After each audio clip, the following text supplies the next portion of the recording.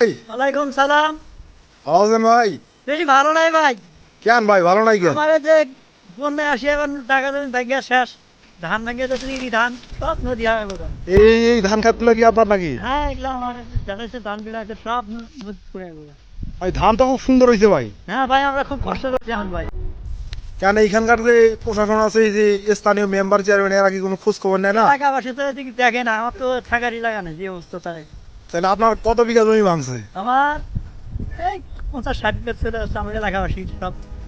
আপনার এলাকাবাসীর মানে 50-60 বিঘা। হ্যাঁ তাহলে আপনার মিনিমাম কত বিঘা আমার গেছে? 10 বিঘা।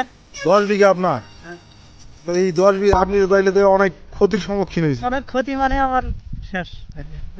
এখন তো তাইলে এগুলো তো তার দাঁড়ায় না জায়গায়। খুবই অবস্থা খারাপ। অবস্থা এখন আপনি কি চাইতেছেন আর কি সরকারের কাছে? কিন্তু পরিষদ থেকে চেয়ারম্যান নিয়ে আসে এলে দেখাইয়া আমরা একটু বস্তার আহত বস্তা মানে এই বস্তা দিলে তাহলে ভাঙনটা রোধ হবে না?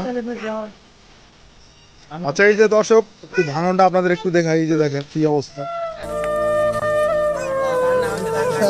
এই যে দেখেন, এই যে ভাই, এই যে ধানগুলা কিভাবে ভেঙে গেছে ভাই।